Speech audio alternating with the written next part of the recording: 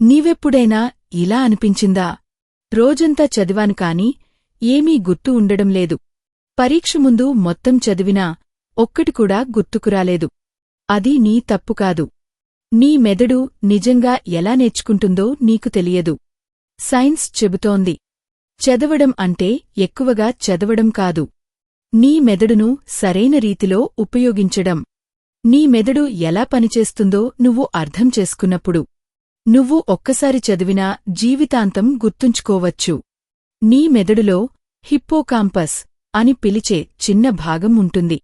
ఇది నువ్వు నేర్చుకున్న సమాచారాన్ని ముందుగా తాత్కాలిక జ్ఞాపకంలో ఉంచుతుంది.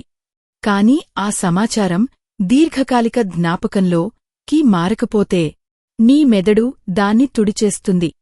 అందుకే మనం చదివినది చాలా త్వరగా మర్చిపోతాము. ఆ సమాచారాన్ని దీర్ఘకాలిక జ్ఞాపకంలోకి మార్చడానికి సైన్స్ మనకు 3 ఆచరణీయ పద్ధతులు ఇచ్చింది. చాలామంది విద్యార్థులు ఒక చాప్టర్ మొత్తం ఒకేసారి చదివి ఇప్పుడు నాకు వచ్చేసింది అనుకుంటారు. కాని 3 రోజుల తర్వాత అన్నీ మర్చిపోతారు. కారణం చాలా సులభం.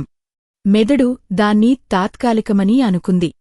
స్పేస్డ్ రెపిటిషన్ అంటే నువ్వు నేర్చుకున్న విషయాన్ని చిన్న చిన్న విరామాల తర్వాత మళ్ళీ చదవడం. 1వ రోజు నేర్చుకో, 3వ రోజు చిన్న రివిజన్ చేయి, 7వ రోజు మళ్ళీ ఒకసారి చూడు, 15వ రోజు మరో చిన్న రివిజన్, 30వ రోజు చివరి రివిజన్.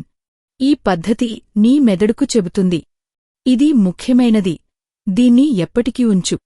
ఇది మర్చిపోవడం వక్రరేఖను తగ్గిస్తుంది. అనిల్ అనే విద్యార్థి ఎప్పుడూ పరీక్షల ముందు రాత్రి కంఠస్థం చేసేవాడు. మరుసటి రోజు అన్నీ మర్చిపోతాడు. తర్వాత అతను స్పేస్డ్ రెపిటిషన్ ప్రయత్నించాడు. ప్రతిరోజు 10 నిమిషాలు రివిజన్ చేసేవాడు. కొన్ని వారాల తర్వాత అతని టెన్షన్ పోయింది. గుర్తుపట్టడం సులభమైంది. అప్పుడు అతను గ్రహించాడు, ఒక్కసారి చదవకూడదు, జ్ఞానం జీవంగా ఉంచాలి. రెండో పద్ధతి యాక్టివ్ రీకాల్. చాలామంది తమ నోట్లను మళ్ళీ మళ్ళీ చదువుతారు. కానీ యాక్టివ్ రీకాల్ అంటే చూడకుండా గుర్తుచేసుకోవడం.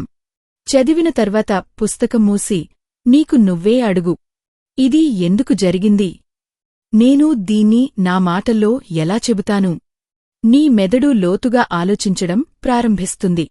ఈ ప్రక్రియ న్యూరల్ కనెక్షన్స్ ను బలపరుస్తుంది మరియు జ్ఞాపకాన్ని దీర్ఘకాలం నిలుపుతుంది. ప్రియా అనే విద్యార్థిని బయాలజీ చదివేది. ముందు ఆమె నిర్వచనాలు కంఠస్థం చేసుకునేది. ఇప్పుడు ప్రతి టాపిక్ తరువాత పుస్తకం మూసి అడుగుతుంది, మన గుండె ఎందుకు ఎడమవైపు వంగి ఉంటుంది? రక్తం శరీరంలో ఎలా తిరుగుతుంది? ఇలా ప్రశ్నిస్తూ గుర్తుచేసుకోవడం వలన ఆమె అర్థం మరింత లోతుగా మారింది. ఇప్పుడు గుర్తుంచుకోవడం సులభమైంది. ఎందుకంటే నువ్వు నిజంగా అర్థం చేసుకున్నది ఎప్పటికీ మర్చిపోదు. మూడో పద్ధతి ఇంటర్లీవింగ్. మనలో చాలామంది ఒకే సబ్జెక్ట్ మీద గంటల కొద్దీ కూర్చుంటాం. ఇలా చేస్తే బాగా వస్తుంది అని అనుకుంటాం.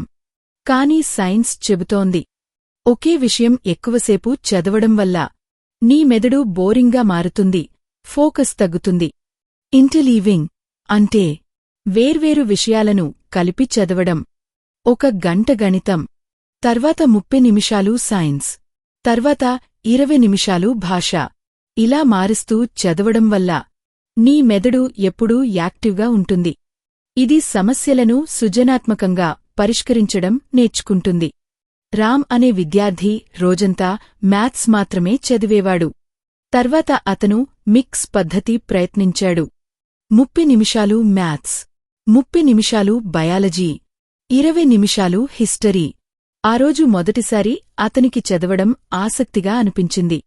ఫోకస్ పెరిగింది, బోరు పోయింది. చదవడం భారమేమీ కాదు, అది మనసుతో చేసే ఆట. మరొక చివరి రహస్యం నిద్ర.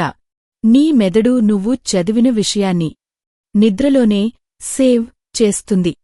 నిద్రలేని ప్రతి రాత్రి నీ జ్ఞాపకాలలో కొంత భాగాన్ని తుడిచేస్తుంది. సైన్స్ చెబుతోంది, నిద్ర అనేది విశ్రాంతి కాదు, అది జ్ఞాపకాలను స్థిరపరిచే సమయం. కాబట్టి సరైన నిద్రపో. ఉదయం లేచినప్పుడు నీ మెదడు నిన్న నేర్చుకున్న విషయాలను తిరిగి గుర్తుచేస్తుంది. చదవడం కష్టమైన పనికాదు, అది ఒక ఆర్ట్. నీ మెదడు ఎలా నేర్చుకుంటుందో తెలుసుకున్న తర్వాత చదవడం ఆనందంగా మారుతుంది. గుర్తుంచుకోవడానికి చదవకు, అర్థం చేసుకోవడానికి చదువు. అప్పుడు జ్ఞానం నీలో భాగమవుతుంది.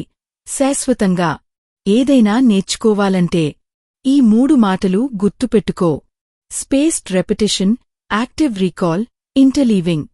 ఇవి నీ జ్ఞాపకశక్తిని మాత్రమే కాదు, నీ జీవితాన్నే మార్చేస్తాయి.